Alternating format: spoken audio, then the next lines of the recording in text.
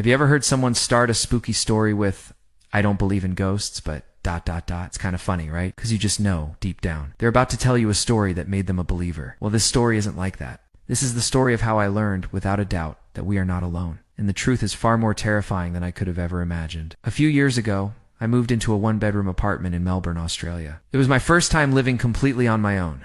A real milestone. The building itself was old, built back in the 1930s, and it had that certain character, you know? The kind of charm that comes with age. I'd been living there for a few months, settling into a nice routine, when things started to get weird. I came home from work one day. Just a normal Tuesday, I think. I tossed my keys on the counter and headed to the bathroom, and that's when I saw it. There was a small hole in the bathroom ceiling, leading to a tiny attic space. It was always covered by a thick wooden board. But now that board was on the floor, shattered into 2 clean pieces. My first thought was confusion, not fear. I picked up the pieces. This board was an inch thick, solid wood. It would have taken a serious amount of force to break it like this. I thought maybe the landlord had sent someone over to do some work in the attic without telling me. So, I took some pictures and emailed her my message carrying a slight tone of annoyance. You know, hey, a little heads up would have been nice. Her reply came quickly, and it wasn't what I expected. I just said, "Please call me as soon as you can." A chill went down my spine. That's never a good sign. Called her immediately. Her voice was strained as she explained that this wasn't the first time this had happened. In fact, her last 2 tenants had reported the exact same thing. The same broken board. She apologized profusely and promised to send someone over to replace it, which she did the very next day. Life went back to normal for about a month. The new board was securely in place, and I kind of pushed the incident to the back of my mind. Maybe it was just a strange coincidence. Maybe the old wood was just brittle. I had a million rational explanations. But then came the night that changed everything.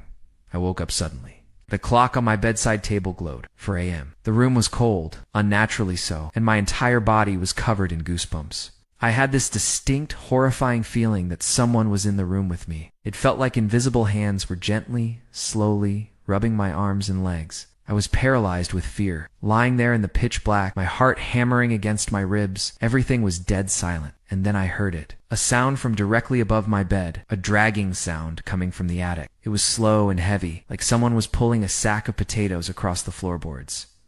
I just froze, my mind screaming. Someone is up there. There's no way an animal could make that sound.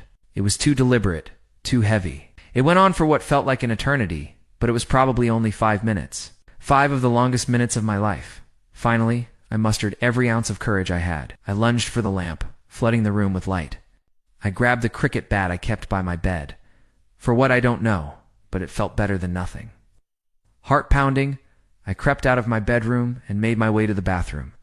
My makeshift weapon held high, and my blood ran cold. The new board, the one the landlord had just replaced, was lying on the bathroom floor, broken in 2, exactly like the first one. I felt a wave of nausea wash over me. The dragging sound from the attic had stopped, but it was replaced by something far, far worse. Whispering. It was faint at first, but it was unmistakably clear. The sound was coming directly from the dark, gaping hole in my bathroom ceiling. It sounded like children's voices, soft and eerie. And they were repeating the same sentence, over and over again, in a chilling, rhythmic chant. "It's your turn. It's your turn. It's your turn." Panic took over. I ran through the apartment, flicking on every single light switch. I needed to make things feel normal, to chase away the suffocating darkness. By now it was almost 5 a.m., but the sky outside was still inky black. I turned on the TV, hoping the noise would distract me, drown out the memory of those whispers. And then, as if on cue, a fuse blew. The apartment was plunged back into darkness, except for the faint glow of the streetlights outside.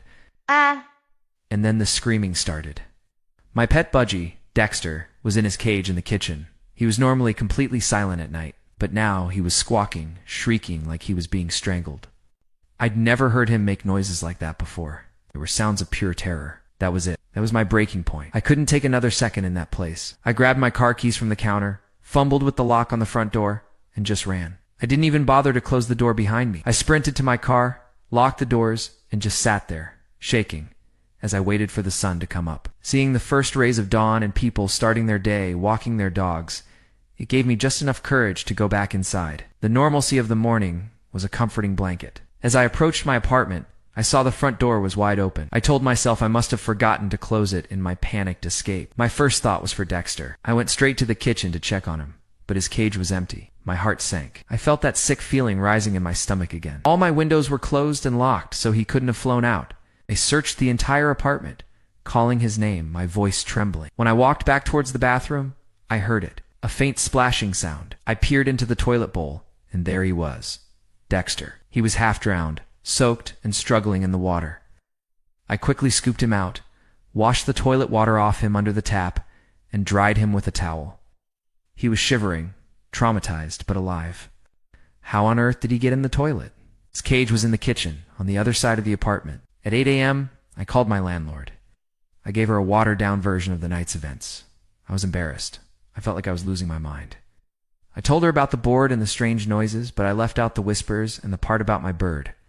Her reaction was not what I expected. There was no shock, no disbelief. It's just a weary sigh. And the words, "Oh wow. So you heard the whispering too?" You might think I moved out the next day. But I didn't. Housing in Melbourne is tough, and honestly, a part of me was morbidly curious. I ended up staying in that apartment for another 1.5 years. The whispering returned on a few occasions, always late at night, always from the attic.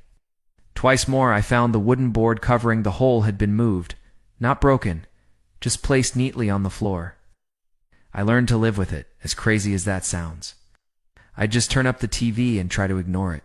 I've since moved to a new place, one that is blissfully, beautifully normal. But the story doesn't quite end there. A few months ago, my old landlord called me. She said her new tenants were having ... experiences. They were terrified and had begged her to let them speak with me, to ask me about the things that had been going on in that apartment. I told her no. I've had my turn. It's their problem now. Thanks for listening to my story. If you've had a spooky experience you just can't explain, let me know in the comments below. And don't forget to like this video and subscribe for more true scary stories. Stay safe out there.